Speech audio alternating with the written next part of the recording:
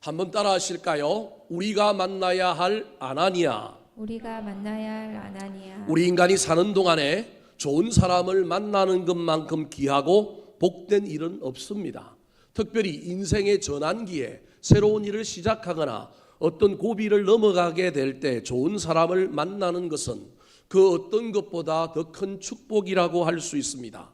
그래서 저와 여러분들은 우리 자녀들을 위하여 기도할 때 수많은 기도 제목이 있겠지만 특별히 우리 자녀들이 좋은 만남의 복을 경험하게 해달라고 우리 주님께 기도해야 합니다. 좋은 친구, 좋은 선생님, 좋은 영적인 서성, 좋은 기회의 문들을 만나야만이 우리의 자녀들이 잘 될 수 있습니다. 한 해의 절반이 지나고 또 다른 절반을 시작하면서 지난주에는 인생의 영적인 하프타임을 지나가는 우리는 하반기에 비전을 품고 열심과 열정으로 달려가자고 여러분에게 말씀을 나누었습니다. 오늘은 열정과 비전을 품고 달려가는 저와 여러분이 하나님께 은혜도 받아야 하지만 그 은혜는 하늘로부터도 내려오지만 사람들을 통하여 온다는 사실을 잊어버리면 안 됩니다. 그래서 우리는 이 한 해의 절반에 좋은 사람을 만나게 해달라고, 만남의 복이 우리에게도 있게 해달라고 기도해야 합니다. 오늘 본문 말씀의 주인공은 사도 바울입니다. 바울의 원래 이름은 사울이었습니다. 사울은 유대교인으로 기독교인들을 핍박하는 자였습니다. 얼마나 그 일에 독실하게 앞장섰는지 초대교회의 위대한 7집사 가운데 첫 번째였던 스데반을 죽이는 일에 제일 앞장섰던 사람들, 그리고 유대 종교 지도자들에게 전근대사 특권을 받아서 다른 도시에, 다메섹이라고 하는 도시에 모여 있는 기독교인들을 잡아올 근한까지 받고 출발했던 사람입니다. 그런 그를 하나님께서 다메섹으로 가는 길 위에서 기이한 빛으로 찾아오셔서 사도 바울의 눈을 멀게 했습니다. 이 눈이 먼 사건 때문에 그는 다시금 하나님을 만나게 되고 사울에서 바울이 되는 인생의 위대한 전환이 일어납니다. 인생의 전반전이 사울이었다고 한다면 이제 후반전은 바울로 살게 되는 것입니다. 이 놀라운 변화는 하나님께서 그를 만나주시고 그를 만져주셨기 때문이기도 하지만 이 하나님의 놀라운 은혜는 누굴 통하여 그 시작이 이루어졌느냐 하면 바로 아나니아라고 하는 사람을 통하여 이루어졌습니다. 사도 바울의 후반전, 즉 바울로서의 삶의 시작은 하나님이 아나니아를 통하여 그를 바꾸시고 중간에 희미해져버리고 이름 없는 존재가 되었던 그를 다시금 선교의 위대한 역사로 이끌어준 사람은 바나바라고 하는 사람이었습니다. 이 두 사람의 만남이 사도 바울에게는 절대적이었습니다. 특별히 오늘 본문에 나오는 이 아나니아의 만남은 사도 바울에게 너무 귀한 만남이었습니다. 육신의 눈을 뜨게 해줘서 눈의 비늘이 벗겨지고 장님이었던 눈이 밝아지는 놀라운 일도 있었지만 이건 단순히 육신의 눈만을 뜨게 된 것이 아니라 영의 눈이 떠여지고 영혼의 눈이 떠여져서 인생의 방향이 바뀌고 놀라운 인생을 시작하게 된 계기를 만들어준 사람이 바로 아나니아라고 할 수 있습니다. 2024년 하반기를 달려가는 저와 여러분에게도 이런 아나니아와 같은 사람들이 많이 생겼으면 좋겠습니다. 더 넘어가서 저와 여러분도 사도 바울과 같은 사람에게 아나니아가 되어서 나는 비록 이름도 없고 부족하지만 나로 말미암아 위대한 바울들이 많이 나타나는 역사가 이루어졌으면 좋겠습니다.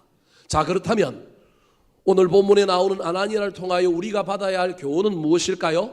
저와 여러분의 인생 가운데 우리가 만나야 할 아나니아는 어떤 아나니아일까요? 또 우리는 어떤 사람들에게 어떤 아나니아가 되어야 할까요? 첫 번째입니다. 따라 하시겠습니다. 사도 바울의 눈을 뜨게 한 아나니아. 사도 바울의 눈을 뜨게 한 아나니아. 사도행전 22장에 보면 1, 2, 3차 선교 여행을 다 끝낸 사도 바울이 제수의 신분이 되어서 로마 시민권을 사용하여 로마 황제 앞에 가서 재판받을 것을 요구했습니다.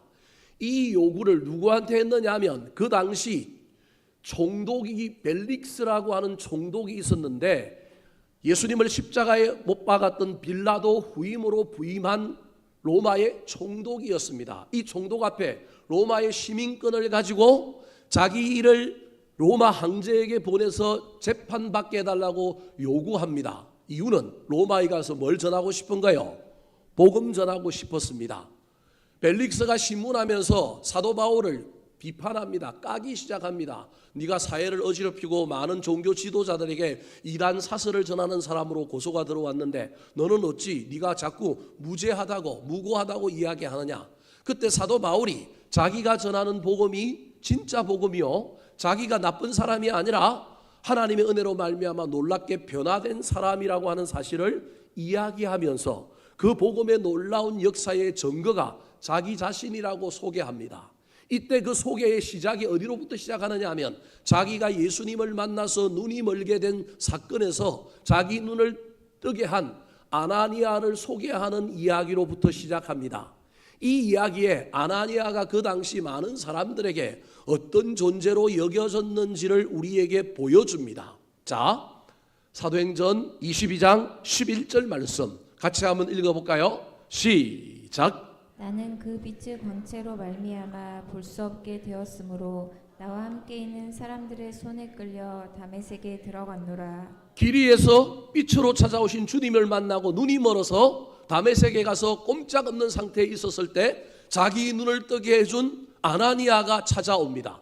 그때 그 아나니아를 사도 바울이 훗날 어떻게 평가하고 있을까요? 자, 12절 13절 말씀 시작. 율법에 따라 경건한 사람으로 거기 사는 모든 유대인들에게 칭찬을 듣는 아나니아라 하는 이가 내게와 곁에 서서 말하되 형제 사울아 다시 보라 하거늘 즉시 그를 쳐다보았노라. 사도 바울이 아나니아를 세 가지로 평가합니다. 후대의 시간이 지났음에도 저렇게 표현하고 있는 건 처음 만났던 아나니아가 아주 인상이 깊었던 겁니다. 첫 번째 아나니아에 대한 평가는 그는 신앙적으로 어떤 사람이라고요? 경건한 사람이다. 둘째로는 사회적 관계 속에 사람들에게 칭찬을 듣고 인정받는 사람이라는 거예요. 세상에 떠돌아다니는 소문과 세상의 평가는 나하고 그렇게 관련이 없을 수 있습니다. 그런데 세 번째로는 이 사람이 나한테 어떤 사람이냐면 내 눈을 뭐하게 한 사람이라고요? 뜨게 해준 영적인 능력자라는 거예요. 찾아와가지고 나를 형제 사울아라고 부르고 난 다음에 뭐라고 얘기하느냐 한마디만 해요. 보라. 그랬는데 자기가 쳐다봤더니 눈이 어떻게 됐다고요? 떠였다라는 거예요. 아나니아가 예수님처럼 말이 참 짧아요. 우리 예수님도 기적을 베풀 때 그렇게 길게 얘기하지 않아요.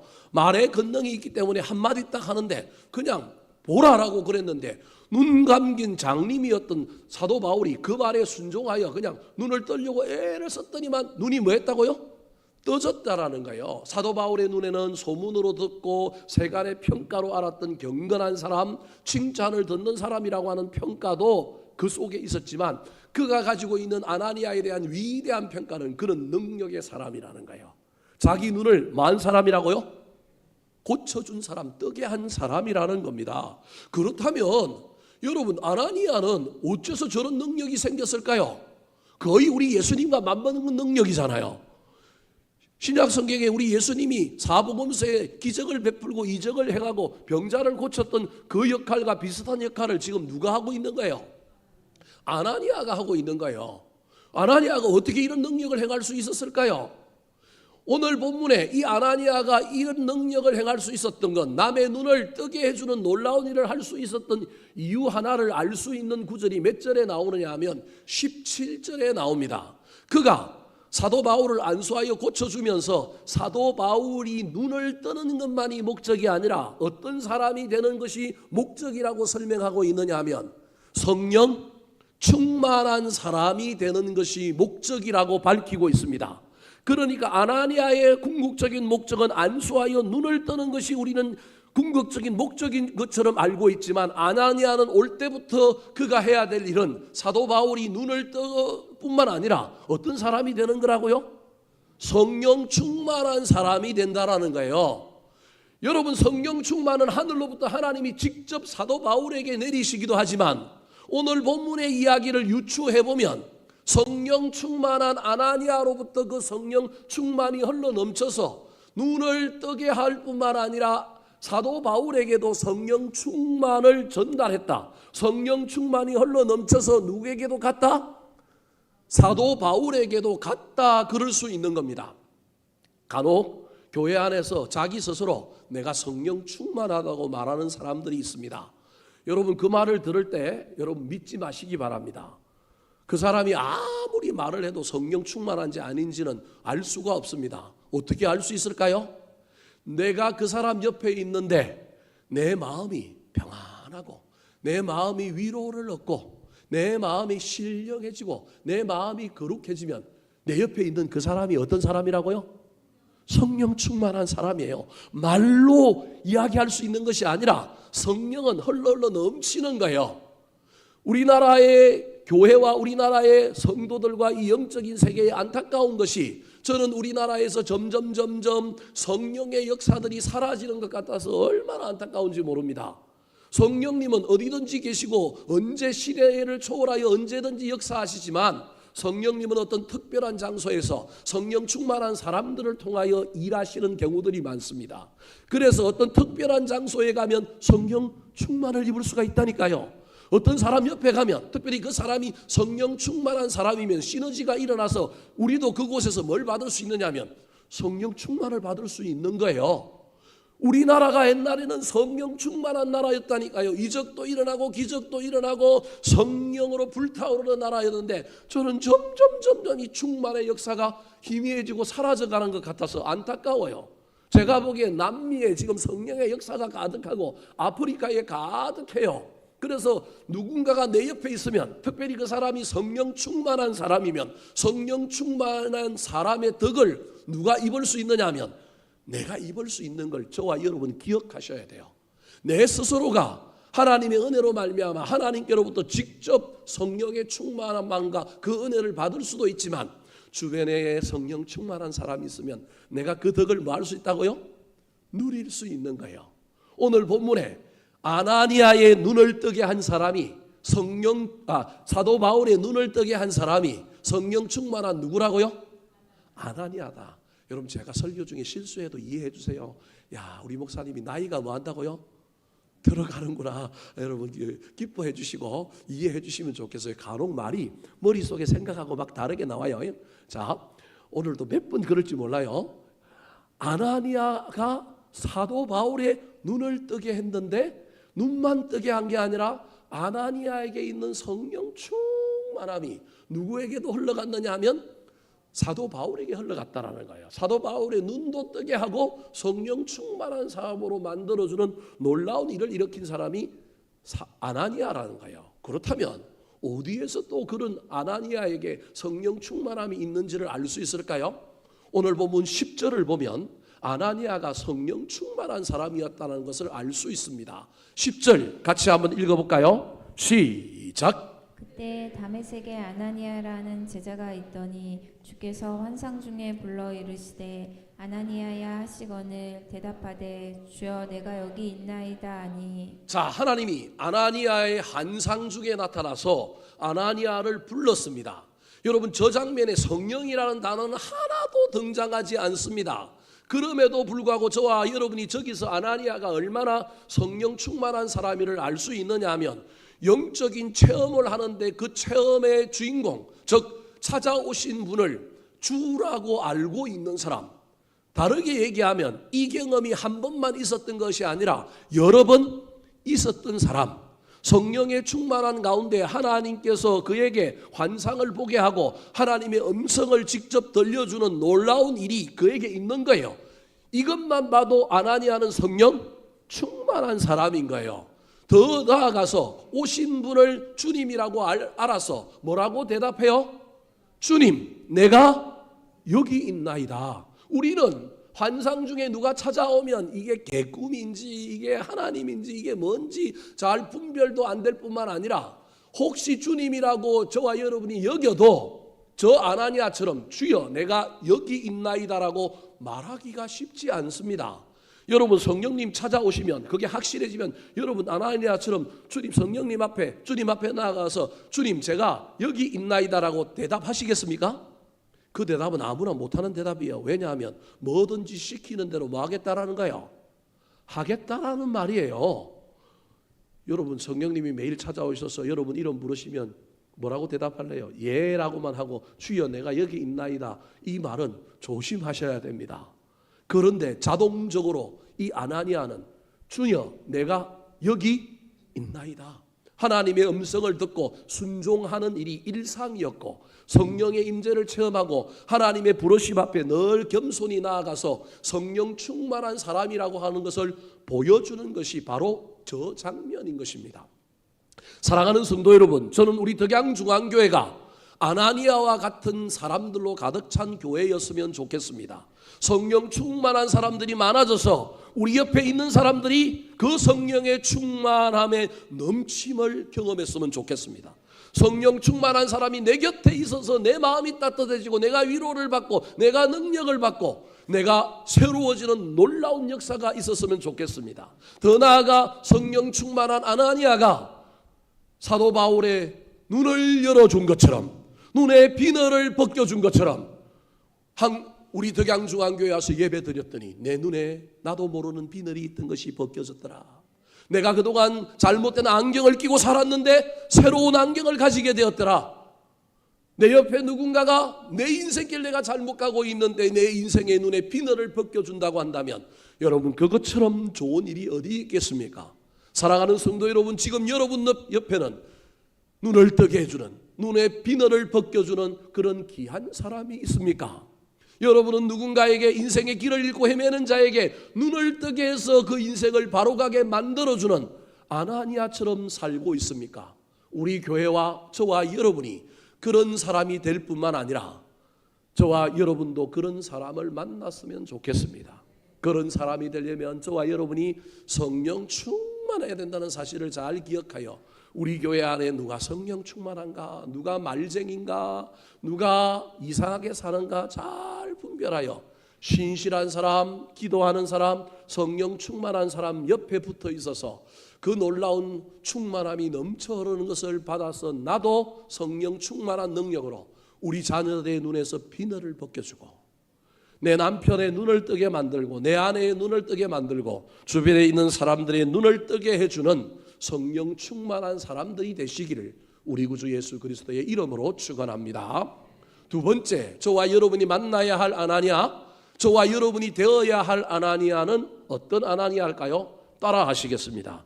자기 부인과 순종의 사람 아나니아. 자기 부인과 순종의 사람 아나니아. 우리가 아까 10절에서 살펴보았던 것처럼 아나니아는 참 순종적인 사람입니다. 마음밭이 좋은 사람입니다. 주님이 부를 때마다 언제나 주님 앞에 주여 내가 여기 있나이다. 뭐든지 시키는 대로 응답하겠다고 순종하겠다고 말하고 있는 사람입니다. 그런데 이번에는 순종이 잘 안 됩니다.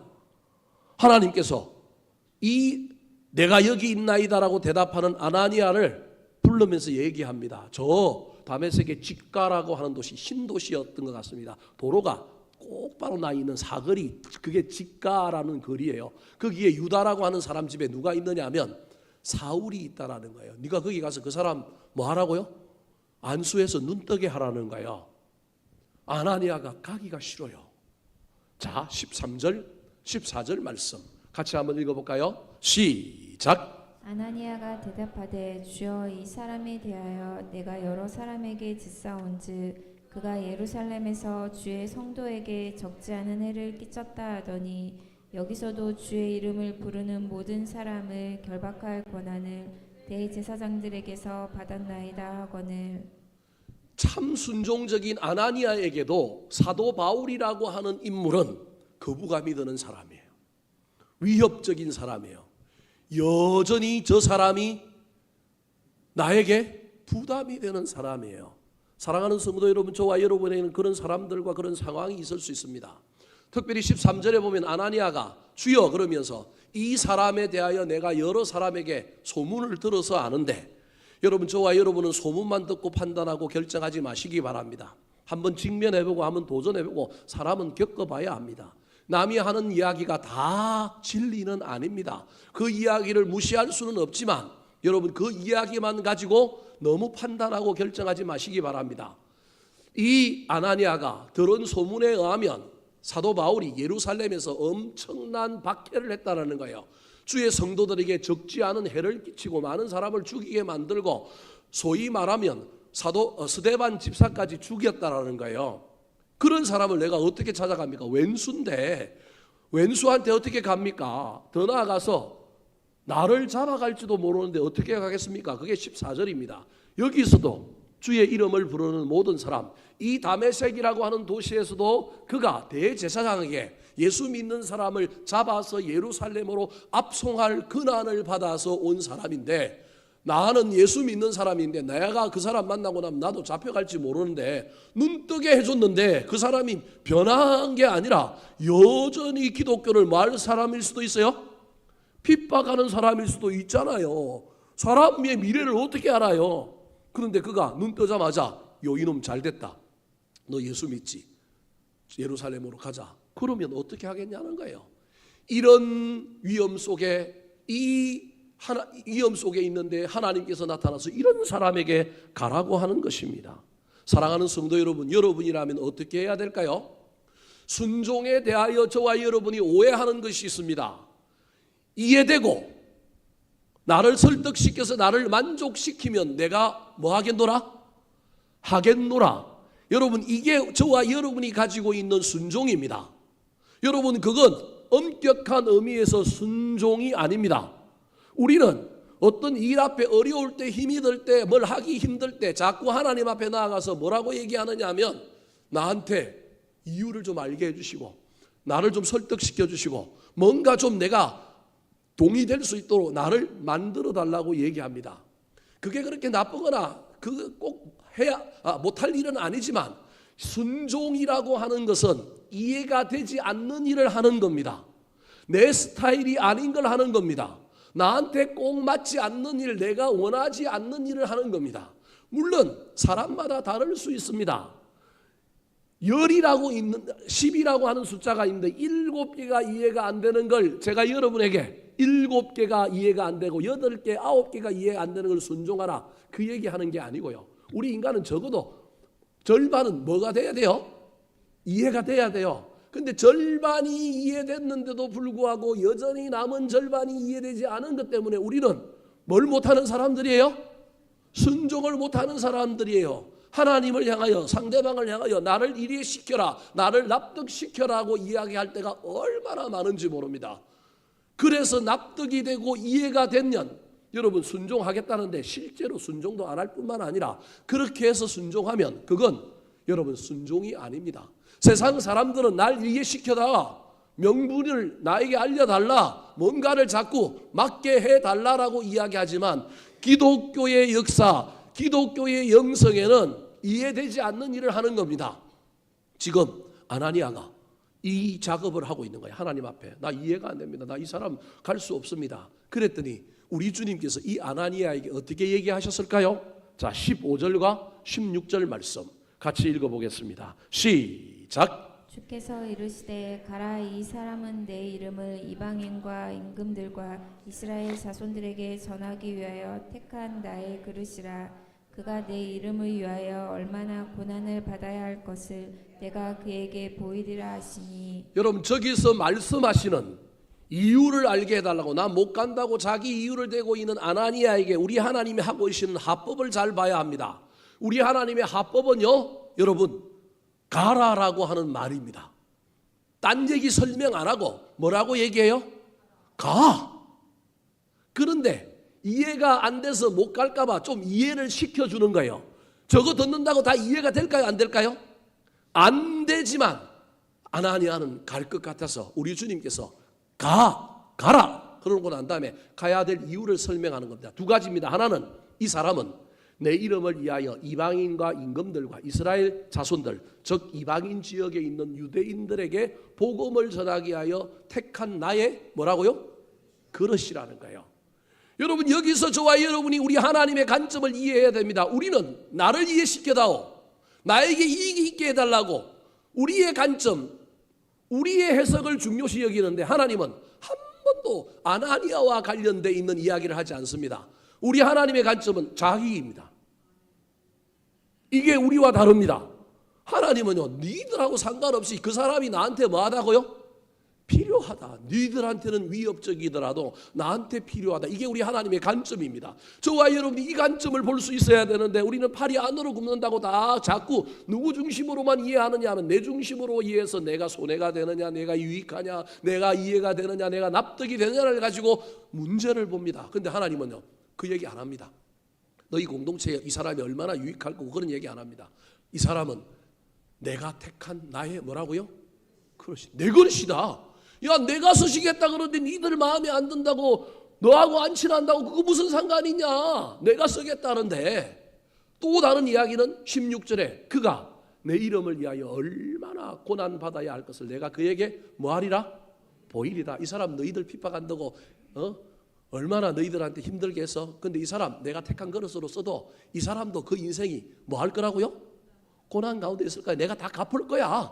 신경 쓰지 마. 중요한 건 누가 쓰시겠다고요? 내가 쓰시겠다. 그런데 뭐 니들한테 유익하냐, 니들한테 맞느냐, 뭐 우리 편이냐 아니야. 그거 무슨 상관이 있느냐. 하나님이 누구 편이라 그래요? 내 편이라 그러잖아요. 우리 편이어야 하나님 편이에요? 하나님 편이라는데 뭐 어떡할래? 그러면서 하나님이 이 아나니아를 보고 뭐라고 얘기해요? 말 짧게 가라 그러잖아요. 여러분 이 말 한마디면 아나니아는 다 해결되는 사람입니다. 마음속에 부정이 있고 마음속에 어려움이 있었지만 주님이 가라고 하셨을 뿐만 아니라 주님이 설명한 이 설명, 아나니아가 이 설명이 이해가 됐을까요? 안 됐을까요? 안 됐습니다. 이 사람이 택한 그릇으로 뭐 1, 2, 3차 선교 여행을 하고 위대한 하나님의 복음의 역사를 이룰 건지 그가 어떻게 알아요? 미래의 이야기인데 그가 뭐 고난을 당할지 그 뭐 핍박한다고 뭐 유대인들 괴롭혔던 거 그가 그 자기 인생에 그대로 고난 당할 거 그거 어떻게 알아요? 이해가 돼요? 그러니까 아나니아는 이해가 돼서 순종한 사람이 아닙니다. 오로지 하나님이 뭐라고 얘기한가요? 가라.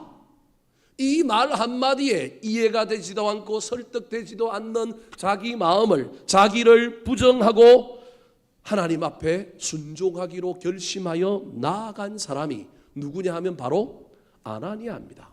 여러분 아나니아 머릿속에 얼마나 복잡할까요? 이거 이대로 가다가는 내가 좋은 결과가 나올지 안 나올지도 모르잖아요. 오늘 성경은 해피엔딩으로 끝났습니다. 갔더니 눈을 떴을 뿐만 아니라 성령 충만한 사람이 되고 이 사도 바울이 아나니아를 괴롭히거나 뭐 초대교회를 뭐 다시 막 이잡듯이 들쑥이는 사람이 아니라 해피엔딩으로 끝났습니다. 그런데 여러분 하나님의 일은 꼭 이렇게 해피엔딩으로만 끝나지 않습니다. 내가 하나님의 명령에 순종해서 갔는데 나한테 뭐가 올 수도 있어요? 손해가 올 수도 있어요. 피해가 올 수도 있어요. 내가 억울할 수도 있어요. 그런데 아나니아는 이게 해피엔딩으로 끝날 것이라고만 생각하고 가는 것이 아닙니다. 누가 가라고 했으니? 하나님이 가라고 했으니 결과와 상관없이 결과의 그 어떠함과 상관없이 순종하는 겁니다. 이게 순종입니다. 여러분 좋은 일이 있을 거라는 걸 알고 순종하는 거 그거 왜 못해요? 돈을 번다는데 잘 된다는데 그 일을 못할 사람이 어디 있겠어요? 예수 믿는 사람들 중에 세상 사람들과 똑같아요. 이익되는 일만 좋은 일만 일어날 것만 순종하는 거예요. 그래놓고 뭐 했다고요? 순종했다고? 아닙니다. 투자한 거예요. 저와 여러분의 신앙생활을 여러분 헷갈리면 큰일 나요. 우리가 한 모든 일은 다 순종이래. 근데 알고 보면 순종이 아니에요. 그냥 이해가 돼가지고 깨달아서 갖고 한 거예요. 또는 나에게 뭐가 있을 것이니까 이익이 있을 것이니까 한 것이에요. 그건 순종이 아니에요. 여러분 앞으로 순종을 그렇게 이야기하지 마시기 바랍니다. 아나니아는 결과와 상관없이 주님이 명령하시니 자기 마음을 누르고 순종하여 간 것입니다. 여러분 저와 여러분이 어떤 사람과 관계에 어려움이 있거나 내 인생에 문제가 있는데 성령 충만한 아나니아와 같은 사람이 나한테 온다고 생각해봐요. 그러면 여러분은 싫은 소리를 듣는데 그 아나니아랑 잘 지내실래요? 아니면 절교할래요? 아니면 앞으로 그 사람 미워할래요? 아니면 어떡할래요? 결과는 알 수 없다니까요. 그럼에도 불구하고 그 결과를 알 수 없는데도 나한테 찾아와서 나를 바르게 하고 나를 건면하고 나한테 싫은 소리를 하면서 사랑하는 마음으로, 비난이 아니라 나를 고치려고 애를 쓰는 사람이 있다? 여러분, 그 사람이 아나니아인 거예요. 그 사람은요, 결과가 잘못되고 관계가 끊어지고 앞으로 그 사람하고 잘못 지낼 걸 알면서도 찾아온 사람이라고 하는 사실을 기억해야 돼요. 저 사람이 나 사랑하는구나. 그런데 우리 인간은 그 마음 가지기가 쉽지 않아요. 우리는 싫은 소리 들으면 그 사람 뭐하는 사람이에요? 싫은 사람이에요. 그 사람 앞으로 안 만나고 싶은 사람이에요. 이게 우리 인간인 거예요. 지금 아나니아가 그런 상황 속에 가는 거예요. 왜? 주님이 뭐 하라고 했으니? 가라고 했으니. 이게 순종이라니까요. 자기 마음속에는 안 가고 싶지만 자기를 부인하는 사람. 여러분, 세상 사람들 중에는 이익을 따라서 쫓아가지 이런 아나니아와 같은 삶을 사는 사람이 그렇게 많지 않습니다. 여러분, 저와 여러분의 인생 가운데 이런 아나니아, 나의 잘못을 고쳐주고 내 눈에 비늘을 벗겨주고 나를 위하여 좋은 일을 하는 것에도 불구하고 내가 그것을 좋게 받아들이지 않을 가능성이 있음에도 불구하고 비난받고 억울하고 손해볼 수 있음에도 불구하고 나를 사랑하여 찾아오는 아나니아가 여러분에게 있습니까? 여러분이 자녀들에게 잔소리하는 아나니아가 아니라 이런 마음 가지고 아나니아가 되었으면 좋겠습니다. 남편에게, 부부에게, 교회 안에 정말로 저거 하나는 좀 고쳤으면 좋겠는데 누군가에게 찾아가서 너 왜 예배 안 드리냐? 예배 드려라. 그러면 그 사람이 다음 주부터 나를 만날까요? 안 만날까요? 안 만날 가능성이 있는 거예요. 너 왜 예배 늦어? 좀 빨리 와. 빨리 와야 복을 받지. 하나님도 너가 예배 늦게 오면 복도 어떻게 주실 거예요? 늦게 주시거나 딴 사람한테 주고 모자라서 안 줄 수도 있어요. 여러분, 기분 나쁘게 생각하지 마시고 예를 들은 거예요, 여러분. 그래서 누군가가 나한테 싫은 소리를 하는 것은 우리는 싫은 소리로 받아들일 수 있지만 하나님이 그 사람에게 정말로 사랑하는 마음으로 아나니아의 마음을 가지고 우리에게 보내주신다고 한다면 여러분, 그것도 은혜인 줄 알고 영적으로 잘 분별하여 받아줄 뿐만 아니라 나에게 최소한 그런 사람이 있어야 한다. 다윗에게 나단이라고 하는 또 다른 아나니아가 있었던 것처럼 저와 여러분에게도 그런 사람이 있어야 한다는 사실을 잘 기억하고 우리도 누군가에게 그런 사람이 되려면 성령 충만할 뿐만 아니라 나를 부인하지 않고 하나님의 명령에 순종하지 않으면 우리는 다른 사람을 비난하고 다른 사람을 썰어 넘어뜨리게 될 겁니다. 행동은 똑같이 하지만 그 앞에 자세가 어떤 자세인가를 가다듬지 않고 하면 우리는 아나니아가 아니라 남을 쓰러뜨리는 못난이가 될 가능성이 있다고 하는 사실을 잘 기억하셔서 아나니아처럼 하나님의 명령에 순종하여 자기를 부인하고 손해의 길로, 억울함의 길로, 피해의 길로 담대하게 나아갈 줄 아는 사람들이 되기를 예수님의 이름으로 축원합니다.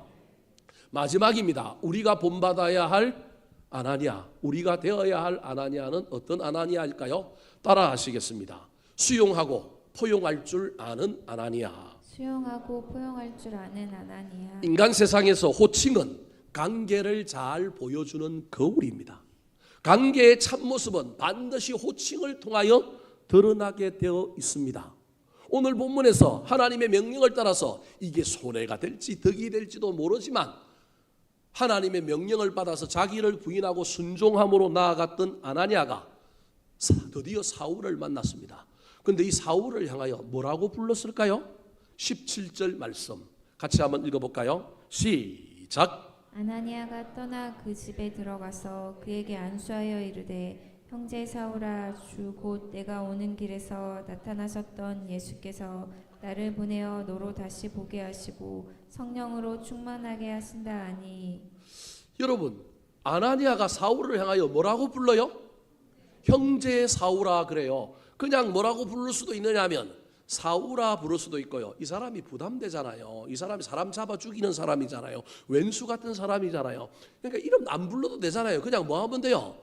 안수하고만 하면 되잖아요.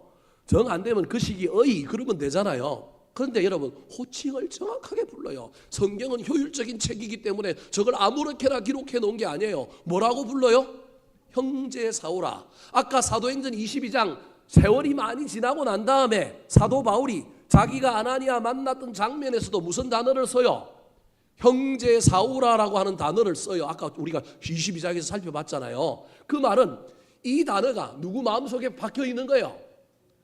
사도 바울의 마음속에 박혀 있는 거예요. 이게 아나니아가 했던 이 말이 박혀 있기 때문에 세월이 지나도 이 말이 누구에게 있는 거냐면 사도 바울에게 있는 거예요. 여러분, 저 형제 사울이 얼마나 중요한지 여러분은 아시나요? 이렇게 한번 이해해 보시겠어요? 하나님이 나타나가지고 난 가기 싫은데 가라고 명령했어요. 그래서 나 자신을 부인하고 하나님의 명령에 순종하여 내가 갑니다. 가면서 사도 바울은 어떤 생각을 하고 갈까요? 저 무식한 인간, 저 위협적인 인간, 저 나쁜 인간, 이 믿는 사람들 얼마나 많이 죽였는데 우리 주님이 하라고 가서 안수하라 그러니까 나는 안수만 하고 그 다음부터는 빠이빠이 하고 모르는 척하고 나는 뭐 하리라? 돌아오리라. 여러분, 그것도 순종이잖아요. 그것도 얼마나 힘든 거예요.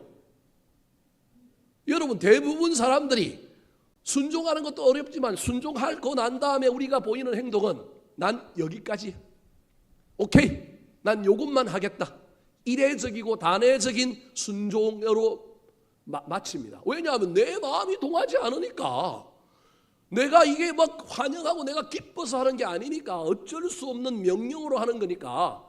그런데 여러분, 가는 길 속에 이 아나니아의 마음에 사실은 변화가 일어난 거예요.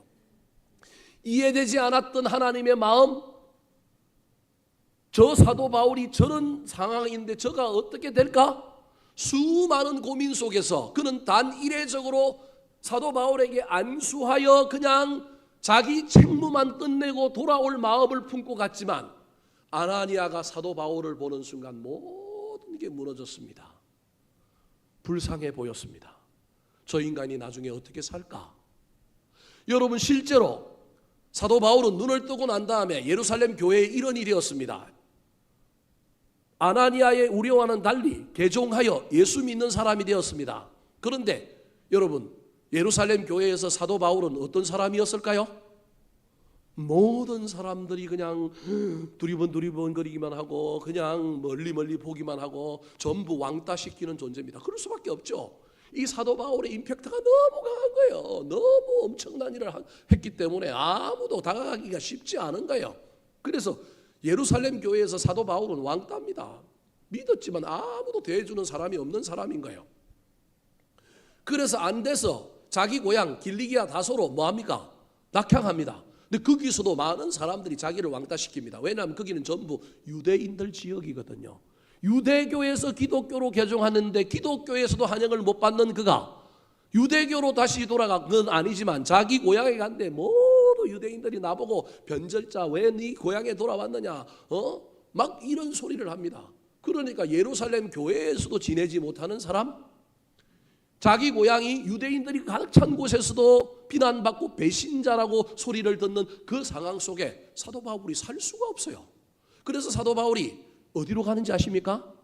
아라비아 강야로 가서 홀로 기도하고 영적인 훈련들을 합니다. 이게 사도 바울의 신학이 만들어지고 사도 바울이 선교사로 될 수 있는 영적인 내공을 받은 거예요.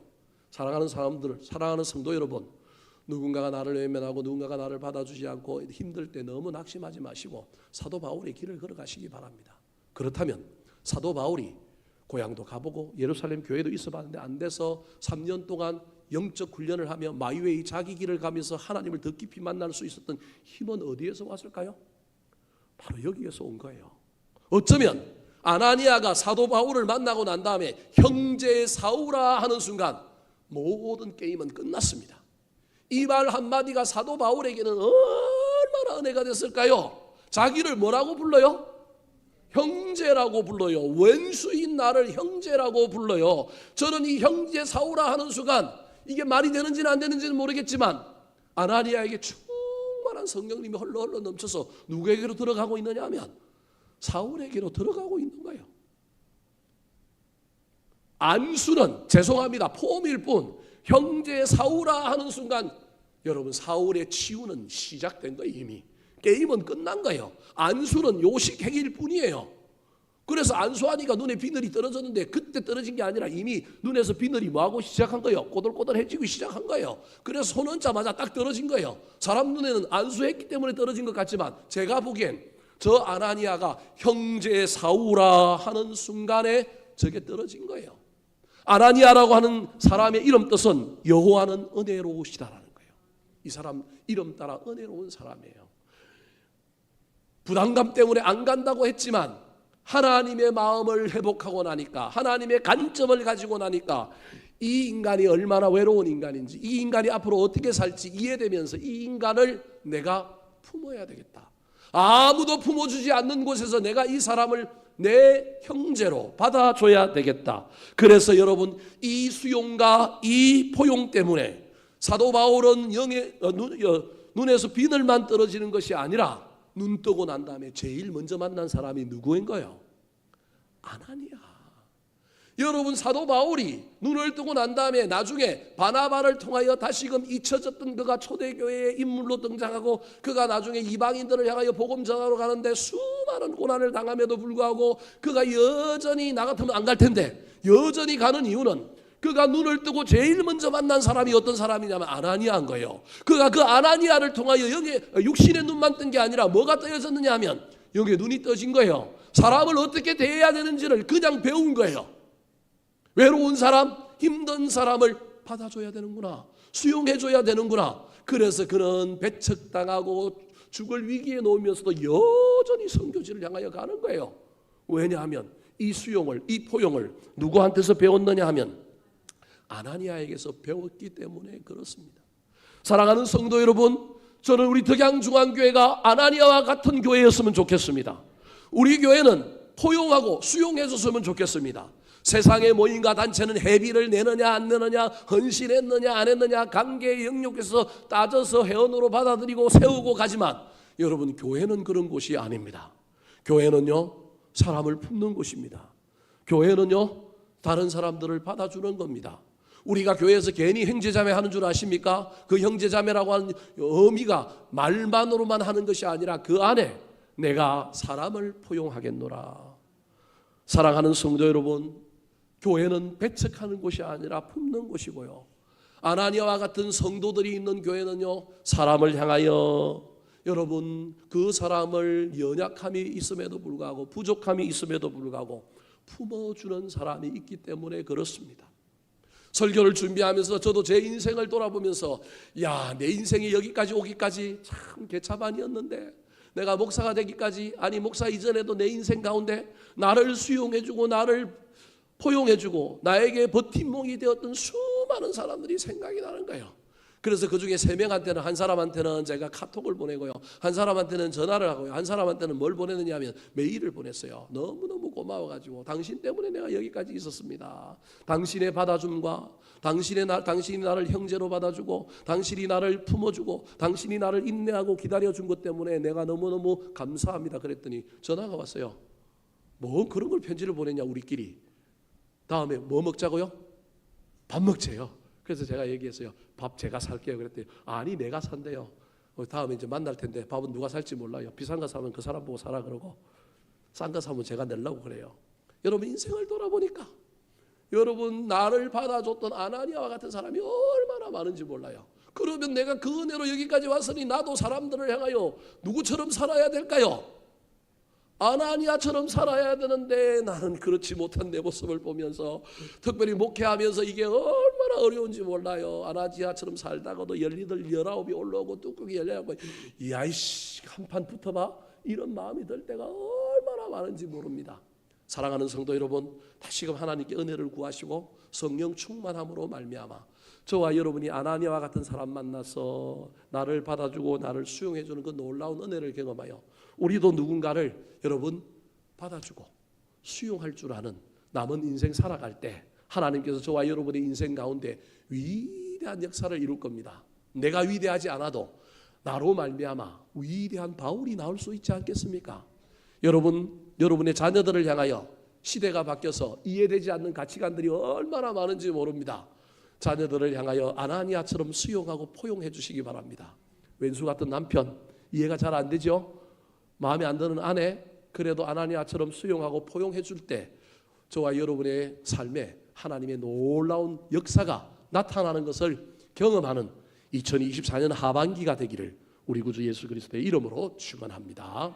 한번 따라 하실까요? 우리가 만나야 할 아나니아. 우리가 만나야 할 아나니아, 사도 바울의 눈을 뜨게 한 아나니아, 사도 바울의 눈을 뜨게 한 아나니아, 자기 부인과 순종의 사람 아나니아, 자기 부인과 순종의 사람 아나니아, 수용하고 포용할 줄 아는 아나니아. 수용하고 포용할 줄 아는 아나니아.